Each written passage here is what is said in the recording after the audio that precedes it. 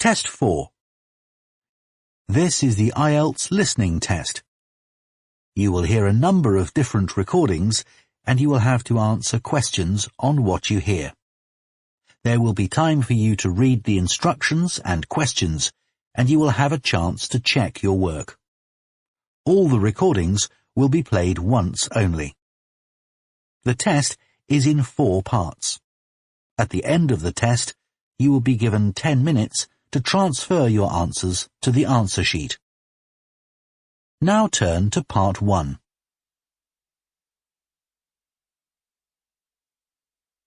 Part 1. You will hear a man phoning the owner of a holiday cottage. First, you have some time to look at questions 1 to 6.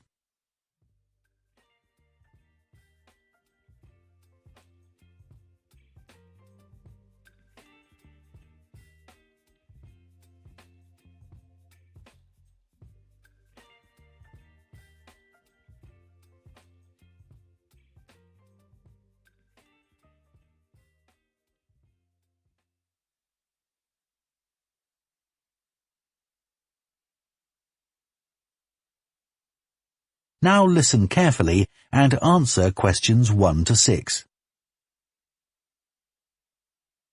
Hello? Oh, hello. I was hoping to speak to Jack Fitzgerald about renting a cottage. I'm his wife Shirley and we own the cottages together, so I'm sure I can help you. Great. My name's Tom. Some friends of ours rented Granary Cottage from you last year and they thought it was great. So my wife and I are hoping to come in May for a week. What date did you have in mind? The week beginning the 14th, if possible. I'll just check. I'm sorry, Tom, it's already booked that week. It's free the week beginning the 28th, though, for 7 nights. In fact, that's the only time you could have it in May. Oh, well, we could manage that, I think. We'd just need to change a couple of things. How much would it cost? That's the beginning of high season, so it'd be £550 for the week. Ah, that's a bit more than we wanted to pay, I'm afraid. We've budgeted up to £500 for accommodation. Well, we've just finished converting another building into a cottage, which we're calling Chervil Cottage. Sorry, what was that again? Chervil. C-H-E-R-V for Victor, I-L. Oh, that's a herb, isn't it? That's right. It grows fairly wild around here. You could have that for the week you want for £480. Okay, so could you tell me something about it, please? Of course. The building was built as a garage. It's a little smaller than Granary Cottage. So that must sleep 2 people as well? That's right. There's a double bedroom. Does it have a garden? Yes, you get to it from the living room through French doors, and we provide 2 deck chairs. We hope to build a patio in the near future, but I wouldn't like to guarantee it'll be finished by May. Okay. The front door opens onto the old farmyard, and parking isn't a problem. There's plenty of room at the front for that. There are some trees and potted plants there. Before you hear the rest of the conversation, you have some time to look at questions 7 to 10.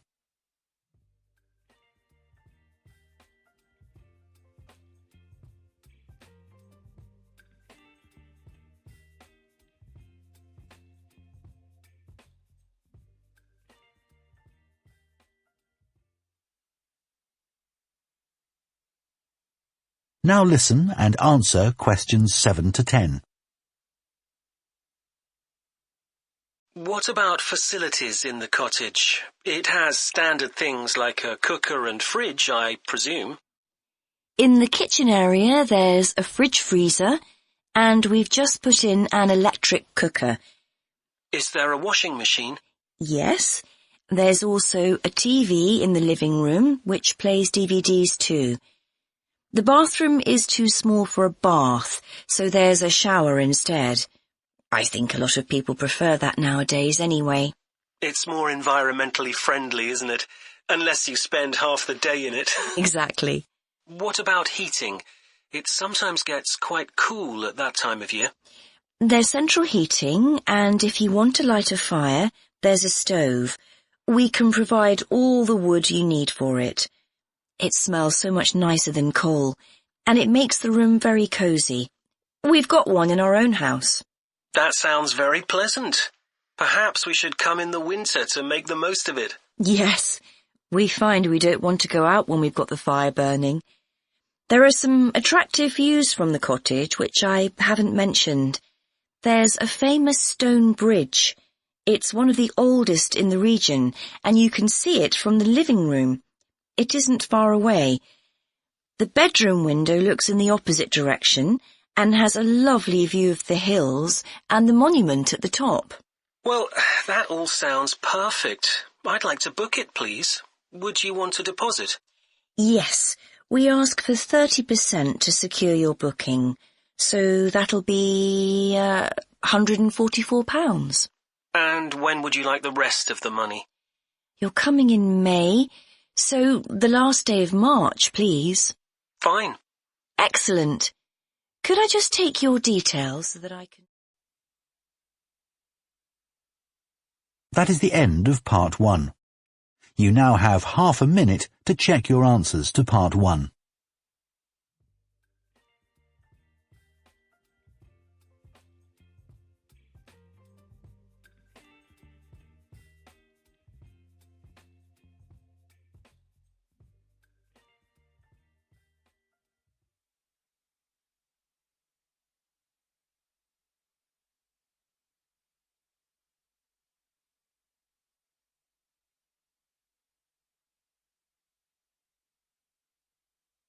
Part 2.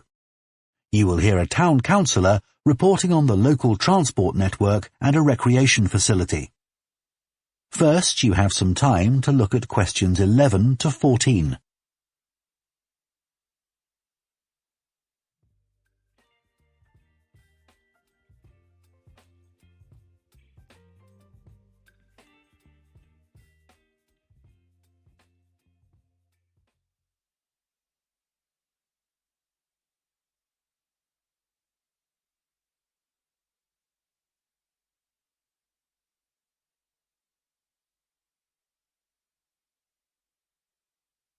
Now listen carefully and answer questions 11 to 14. Right, next on the agenda we have traffic and highways. Councillor Thornton. Thank you. Well, we now have the results of the survey carried out last month about traffic and road transport in the town. People were generally satisfied with the state of the roads. There were 1 or 2 complaints about potholes, which will be addressed, but a significant number of people complained about the increasing number of heavy vehicles using our local roads to avoid traffic elsewhere. We'd expected more complaints by commuters about the reduction in the train service, but it doesn't seem to have affected people too much. The cycle path that runs alongside the river is very well used by both cyclists and pedestrians since the surface was improved last year, but overtaking can be a problem, so we're going to add a bit on the side to make it wider.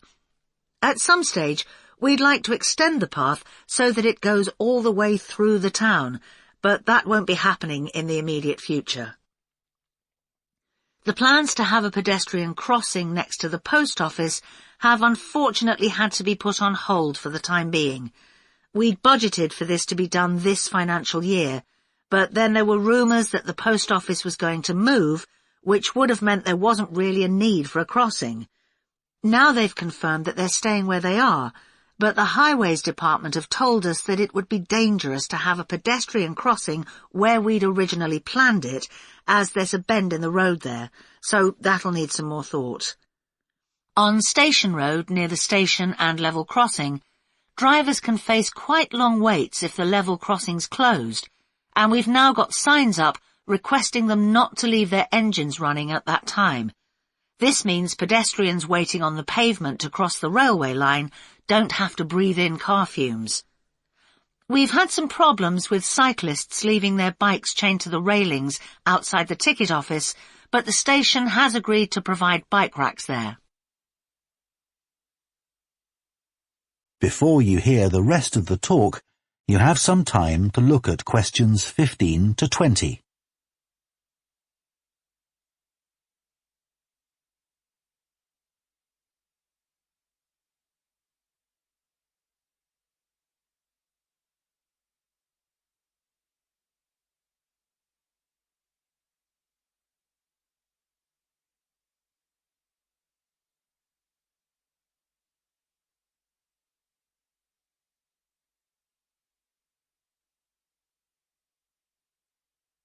Now listen and answer questions 15 to 20.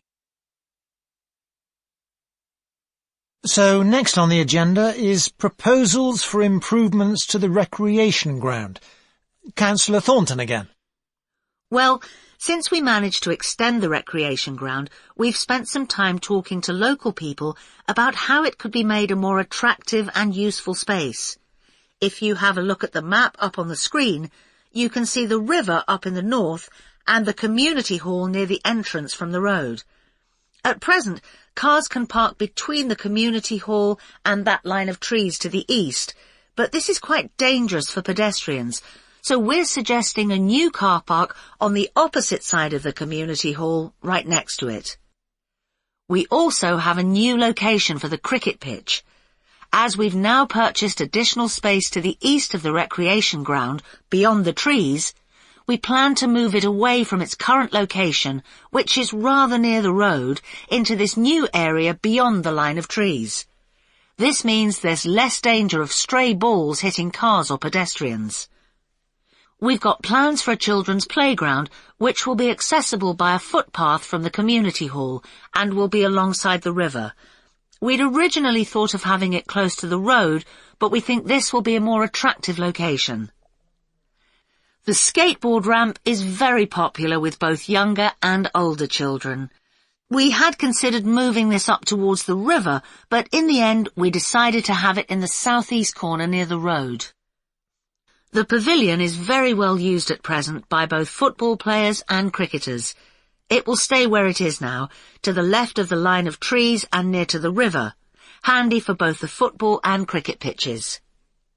And finally, we'll be getting a new notice board for local information, and that will be directly on people's right as they go from the road into the recreation ground. That is the end of part 2. You now have half a minute to check your answers to part 2.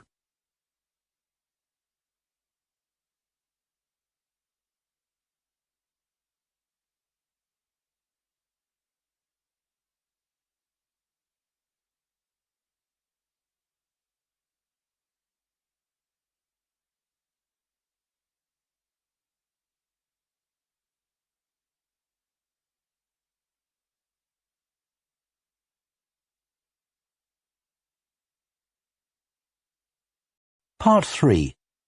You will hear 2 urban planning students discussing bike-sharing schemes in different cities. First, you have some time to look at questions 21 to 24.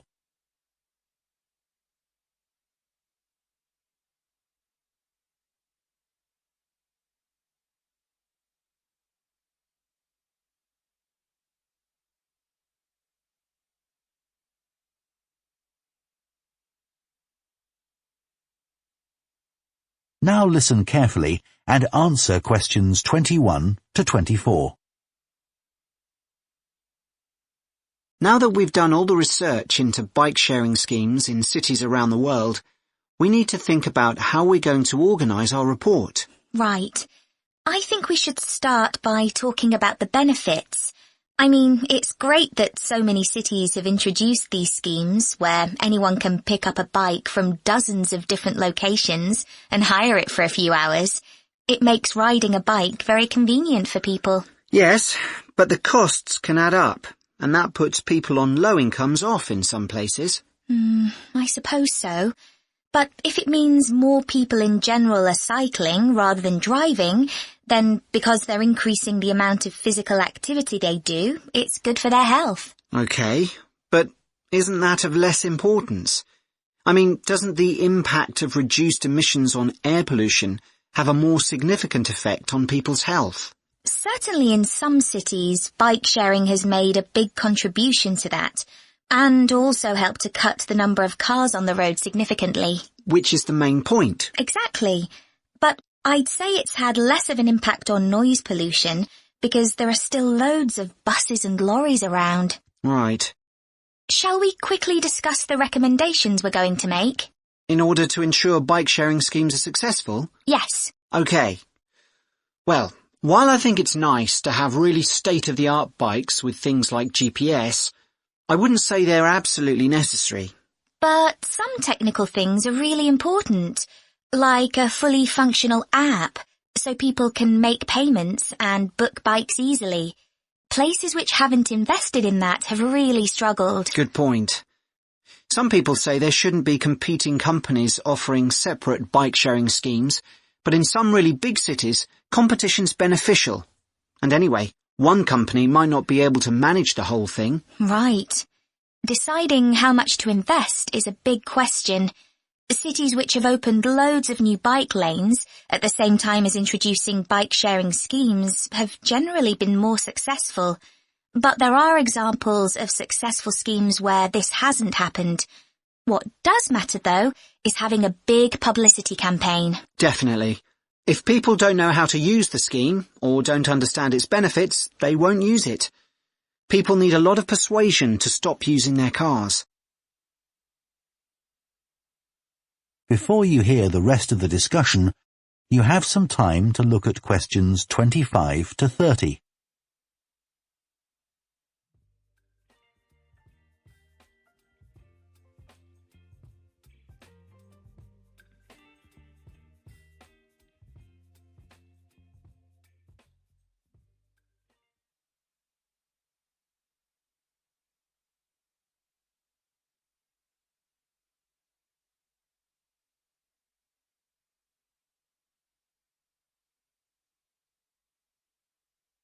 Now listen and answer questions 25 to 30. Shall we look at some examples now and say what we think is good or bad about them? I suppose we should start with Amsterdam, as this was one of the first cities to have a bike-sharing scheme. Yes, there was already a strong culture of cycling here. In a way, it's strange that there was such a demand for bike sharing, because you'd have thought most people would have used their own bikes. And yet it's one of the best used schemes. Dublin's an interesting example of a success story. It must be because the public transport system's quite limited. Not really. There's no underground, but there are trams and a good bus network. I'd say price has a lot to do with it. It's one of the cheapest schemes in Europe to join. But the buses are really slow. Anyway, the weather certainly can't be a factor. No, definitely not. The London scheme's been quite successful. Yes, it's been a really good thing for the city. The bikes are popular and the whole system is well maintained, but it isn't expanding quickly enough. Basically, not enough's been spent on increasing the number of cycle lanes. Hopefully that'll change. Yes. Now, what about outside Europe? Well, bike-sharing schemes have taken off in places like Buenos Aires. They built a huge network of cycle lanes to support the introduction of the scheme there, didn't they? It attracted huge numbers of cyclists where previously there were hardly any. An example of good planning. Absolutely. New York is a good example of how not to introduce a scheme. When they launched it, it was more than 10 times the price of most other schemes. More than it costs to take a taxi. Crazy. I think the organisers lacked vision and ambition there. I think so too. Sydney would be a good example to use. I would have expected it to have grown pretty quickly here. Yes. I can't quite work out why it hasn't been an instant success like some of the others. It's a shame, really. I know. OK, so now we've thought about all those... That is the end of part 3. You now have half a minute to check your answers to Part 3.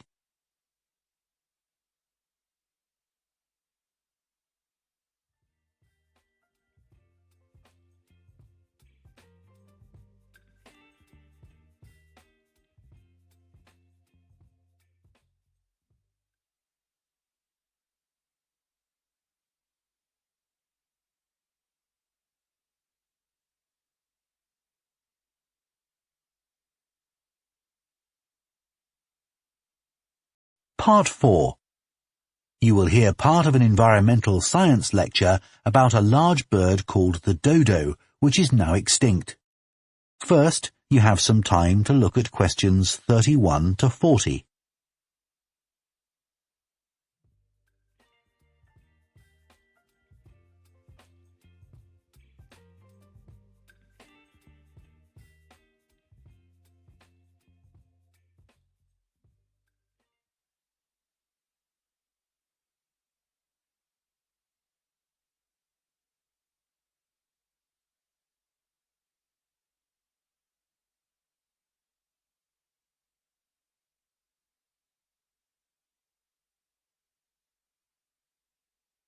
Now listen carefully and answer questions 31 to 40. One of the most famous cases of extinction is that of a bird known as the dodo. In fact, there's even a saying in English, as dead as the dodo, used to refer to something which no longer exists. But for many centuries, the dodo was alive and well, although it could only be found in one place, the island of Mauritius in the Indian Ocean. It was a very large bird, about 1 metre tall, and over the centuries it had lost the ability to fly, but it survived happily under the trees that covered the island. Then, in the year 1507, the first Portuguese ships stopped at the island. The sailors were carrying spices back to Europe and found the island a convenient stopping place where they could stock up with food and water for the rest of the voyage, but they didn't settle on Mauritius.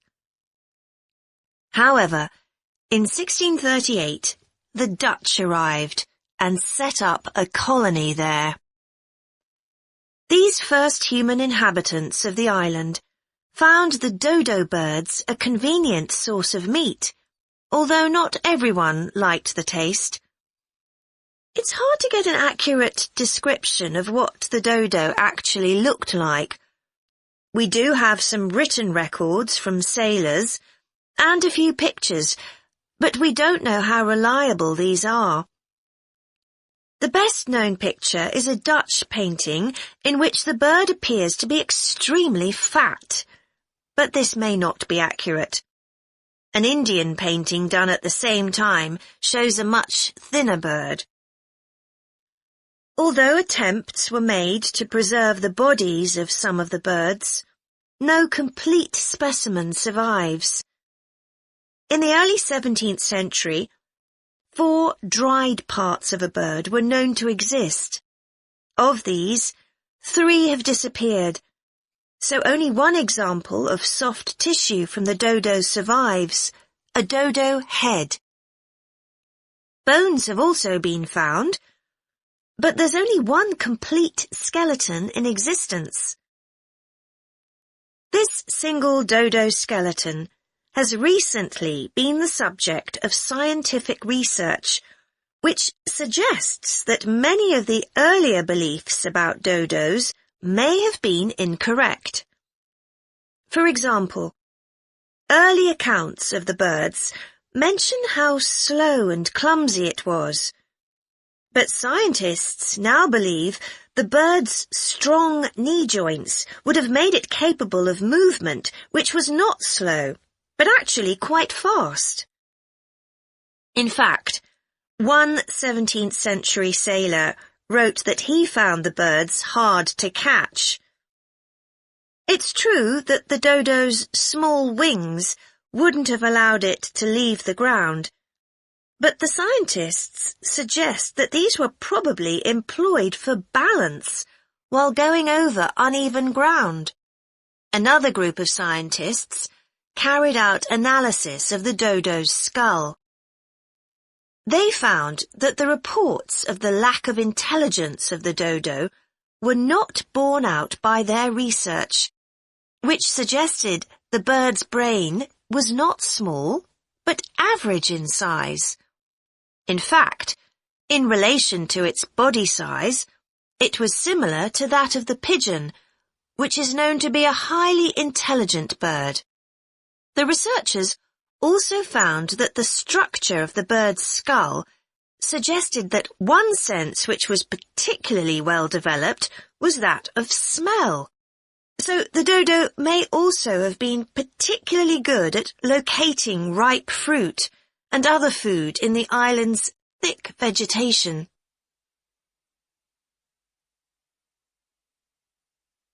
So it looks as if the dodo was better able to survive and defend itself than was originally believed. Yet, less than 200 years after Europeans first arrived on the island, they had become extinct. So what was the reason for this? For a long time it was believed that the dodos were hunted to extinction. But scientists now believe the situation was more complicated than this. Another factor may have been the new species brought to the island by the sailors. These included dogs, which would have been a threat to the dodos, and also monkeys, which ate the fruit that was the main part of the dodo's diet. These were brought to the island deliberately.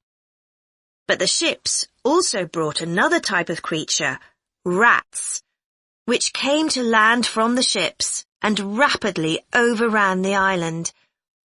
These upset the ecology of the island, not just the dodos, but other species too. However, they were a particular danger to the dodos because they consumed their eggs. And since each dodo only laid one at a time, this probably had a devastating effect on populations. However, we now think that probably the main cause of the bird's extinction was not the introduction of non-native species, but the introduction of agriculture. This meant that the forest that had once covered all the island and that had provided a perfect home for the dodo was cut down so that crops such as sugar could be grown. So, although the dodo had survived for thousands of years, suddenly it was gone. That is the end of Part 4. You now have 1 minute to check your answers to Part 4.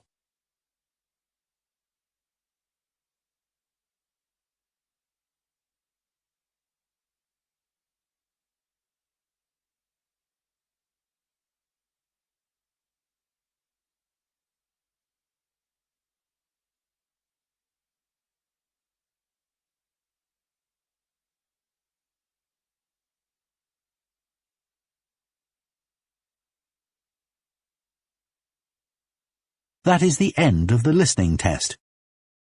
In the IELTS test, you would now have 10 minutes to transfer your answers to the answer sheet.